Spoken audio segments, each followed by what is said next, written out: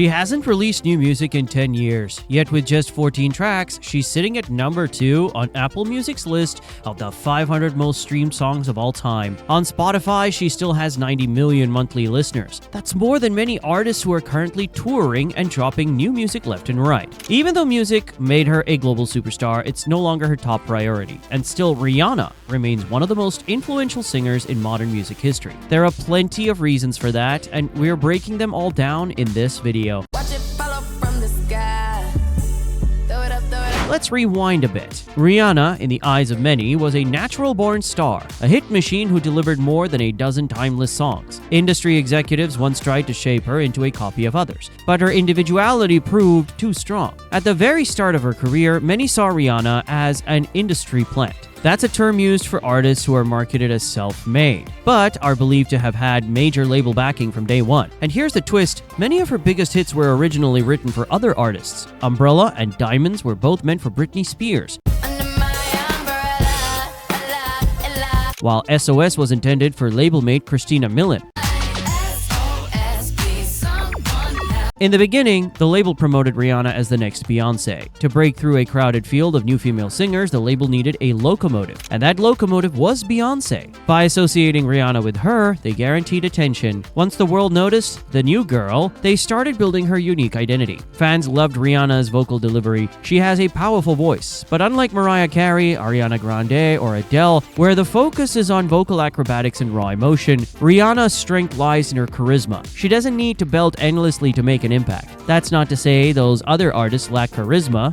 not at all. But vocal ability alone isn't enough. Many pop voices blend together. Plenty of singers can technically sing well. Some of today's chart toppers from TikTok don't even have half of Rihanna's vocal power, and yet they thrive thanks to their quirks and distinct personalities. Rihanna crucially has both. Critics often describe her delivery as cool, detached, even a little hollow, with a mechanical precision that leaves no room for sentimentality. She doesn't rely on elaborate stage gimmicks. When she performs, her energy alone mesmerizes the room. Speaking of performances, let's talk Super Bowl. I honestly can't remember another instance where the halftime headliner was someone who had essentially paused their music career. Usually the slot goes to whoever is at the absolute peak of their moment, guaranteeing massive numbers. And yet Rihanna, in her indefinite musical vacation, pulled the biggest live audience in Super Bowl halftime history. She's not releasing new singles, she's not flooding the charts, and still she remains in demand. That's her unique power. Even songs that are over 15 years old go viral on TikTok. For example, Breaking Dishes, released back in 2007, recently had a viral moment. I'm working this fucking day all night.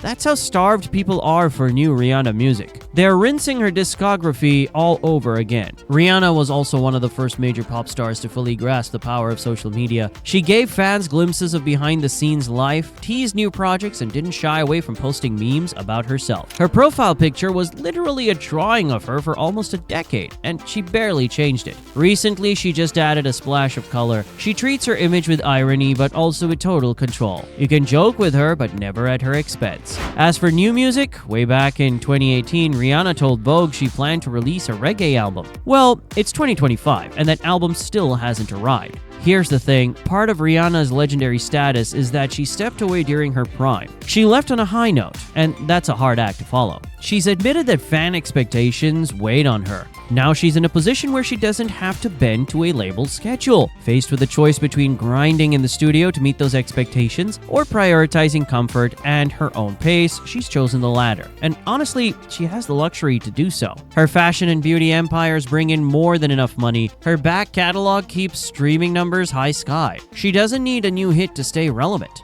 Of course, no matter how great Rihanna is, fame doesn't last forever. The music industry moves fast and new stars emerge constantly, often using Rihanna herself as a point of comparison to break through. Take Tyla, for example. She's distanced herself from Rihanna comparisons just like she once distanced herself from Britney Spears once. But at the Kids' Choice Awards, Tyla openly paid tribute, saying Rihanna inspired her and so many others. With Tyla's rapid rise, her ability to fuse pop and hip-hop, and her undeniable charisma, some are already calling her the new black pop princess. If Rihanna continues to stay away from music, the title of pop icon may eventually live on only in the memories of millennials and early Gen Z, the fans who grew up with her hits. Rumors have swirled that she suffered vocal damage and can't sing the way she used to. It reportedly took her years to finish the song she released a few years back. Maybe the truth is simpler. The passion isn't there anymore, and she's focused on her growing family. Or maybe it's physical. Either way, the last time Rihanna teased us with talk of a new album was in February this year, in Harper's Bazaar. So, what do you think? Could Tyla actually replace Rihanna in the cultural spotlight? Do you think Rihanna will ever return to music? Or has she already said goodbye without saying it out loud?